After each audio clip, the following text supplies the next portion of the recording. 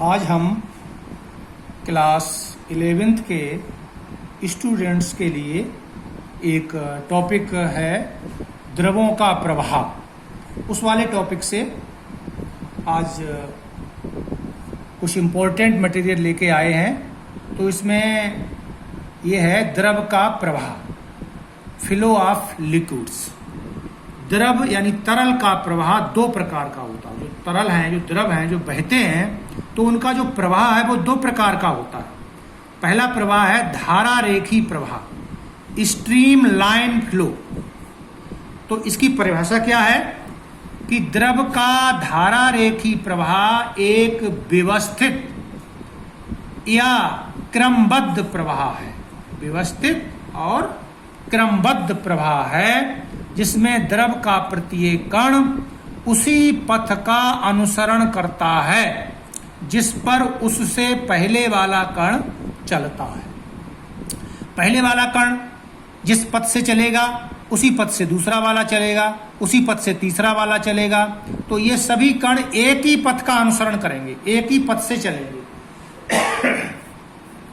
यह एक नियमित प्रवाह है। कण द्वारा चले गए पथ को धारा रेखा या स्ट्रीम लाइन कहते हैं। जो ये पथ है इसका नाम है धारा रेखा। धारा रेखी प्रवाह का विशेष गुण ये है कि किसी निश्चित बिंदु पर द्रव के प्रवाह का वेग समय के साथ या समय के सापेक्ष अपरिवर्तित रहता है। किसी बिंदु पर जो प्रवाह का जो वेग होगा वो बदलेगा नहीं, अपरिवर्तित रहता है। किंतु भिन्न भिन्न बिंदुओं पर द्रव का वेग भिन्न भिन्न होता है। जैसे यहाँ पर B1 है, यहाँ B2 है, यहाँ B3 है। द्रव का धारा रेखी प्रवाह मुख्यतः उसकी श्यानता पर निर्भर करता है। द्रव का एक गुण होता है श्यानता, जिसे आगे बताएंगे कि द्रव की जो परतें होती हैं वो एक दूसरे पर गतिशील होने पर एक दूसरे पर एक घर्षण बल लगाती हैं। उसे श्यानता कहते हैं, श्यान बल कहते हैं और उस गुण को श्यानता कहते हैं। तो श्यानता पर निर्भर करता है, घनत्व पर नहीं। ये जो धारा रेखी प्रवाह है किस पर निर्भर करता है? श्यानता पर, घनत्व पर नहीं। धारा रेखी प्रवाह केवल श्यान द्रव का गुण है। तो ये तो हो गया धारा रेखी प्रवाह। अब दूसरा है विक्षुब्ध प्रवाह, टर्बुलेंट फ्लो। ये विक्षुब्ध प्रवाह जिसे अनियमित प्रवाह भी कहते हैं। द्रव का विक्षुब्ध प्रवाह एक अनियमित तथा अव्यवस्थित प्रवाह है। इसमें द्रव के प्रवाह का कोई क्रम नहीं होता है, अर्थात द्रव का प्रत्येक कण किसी भी पथ पर चलने के लिए स्वतंत्र होता है। यानी प्रत्येक कण किसी भी पथ पर चल सकता है, अलग अलग पथों पर चलता है।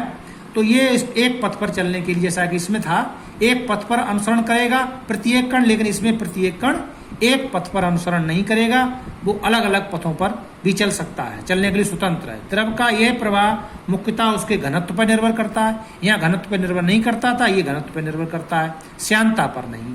उदाहरण है इसके विक्षुब्ध प्रवाह के तेज बहती नदियों के जल का प्रवाह, आंधी एवं तूफान के समय वायु का प्रवाह। तो ये विक्षुब्ध प्रवाह हो गया। अब इसी टॉपिक से संबंधित एक टॉपिक है रेनॉल्ड संख्या, रेनॉल्ड्स नंबर। वैज्ञानिक का नाम है रेनॉल्ड। वैज्ञानिक रेनॉल्ड ने यह बताया कि किसी तरल प्रवाह का धारा रेखी अथवा विक्षुब्ध होना एक विमाहीन अनुपात पर निर्भर करता है। यानी वो धारा रेखी रहेगा या विक्षुब्ध रहेगा, ये एक विमाहीन अनुपात पर निर्भर करता है, एक संख्या पर निर्भर करता है। इस अनुपात को रेनॉल्ड अंक RE कहते हैं। RE, इसमें ई सफिक्स में R कैपिटल है। ये रेनॉल्ड अंक द्रव की परतों के बीच एकांक क्षेत्रफल पर लगने वाले जड़त्व बल तथा श्यान बल का अनुपात है, रेशियो। तो इसकी एक सूत्र लिखेंगे इसका, अर्थात रेनॉल्ड अंक RE बराबर प्रत्येकांक क्षेत्रफल पर लगने वाला जड़त्व बल बटे प्रत्येकांक क्षेत्रफल पर लगने वाला श्यान बल, यानी जड़त्व बल और श्यान बल का अनुपात है। ये जड़त्व बल और श्यान बल लिख दिया यहाँ पर, और इस तरीके से ये इसका सूत्र बन गया, ये रेनॉल्ड अंक का, रेनॉल्ड नंबर का ये फार्मूला हो गया। इस फार्मूले में जो राशियां प्रयुक्त हुई हैं, जैसे यहाँ पर ये राशि है रोह, इसे रोह कहते हैं। ये द्रव का घनत्व बता रहा है। V, UV वाली V छोटी है, द्रव की चाल को बता रही है। ईटा यहाँ पर एक नया सिंबल है, ईटा, ये द्रव का श्यानता गुणांक बता रहा है। और डी जो है उस नली का व्यास है जिसमें द्रव बह रहा है। तो इस तरीके से इन पदों के मान लगा करके हम किसी द्रव के लिए रेनॉल्ड अंक का मान ज्ञात कर सकते हैं। प्रयोगों द्वारा ये देखा गया है कि रेनॉल्ड अंक का मान नंबर फर्स्ट 2000 तक होने पर द्रव का प्रवाह धारा रेखी होता है। अगर इसकी वैल्यू 2000 तक आती है तो 2000 या 2000 से कम होती है तो ये धारा रेखी प्रवाह होता है, तब द्रव का प्रवाह धारा रेखी होता है। और जब 2000 से 3000 के बीच में होता है तब जो है धारा रेखी प्रवाह कैसा हो जाता है, अस्थाई हो जाता है। अस्थाई का मतलब है कभी नियमित हो जाएगा तो कभी अनियमित हो जाएगा, कभी अनियमित से नियमित हो जाएगा, कभी नियमित से अनियमित हो जाएगा, बदलता रहता है। अर्थात तरल का प्रवाह अस्थाई रहता है 2000 और 3000 के बीच। और जब आरई का मान 3000 से अधिक हो जाता है तो तरल का प्रवाह विक्षुब्ध हो जाता है, यानी विक्षुब्ध प्रवाह हो जाता है। जब 3000 से अधिक है, 2000 से कम है तो धारा रेखी प्रवाह, और बीच में अनियमित या अस्थाई होता है। अब रेनॉल्ड अंक का मान किस पर निर्भर करता है, यहाँ सूत्र से बता सकते हैं। द्रव के घनत्व पर निर्भर करता है, श्यानता गुणांक पर निर्भर करता है, चाल पर निर्भर करता है, नली के व्यास पर। ये सूत्र से क्लियर हो रहा है। अब इसी के साथ साथ में एक और परिभाषा है द्रव की क्रांतिक चाल, critical speed of a liquid.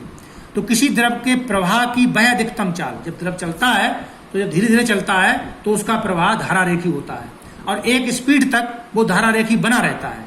तो इसमें है कि किसी द्रव के प्रवाह की अधिकतम चाल, जहां तक द्रव का प्रवाह नियमित या धारा रेखी रहता है, द्रव की क्रांतिक चाल बीसी कहलाती है। क्रांतिक चाल पर आरई रेनॉल्ड अंक का मान लगभग 2000 हो जाता है। क्रांतिक चाल पर जो है ये जो है लगभग 2000 हो जाता है। उपरोक्त सूत्र से क्रांतिक चाल बीसी बराबर आरई ईटा अपान रो इंटू कैपिटल टी।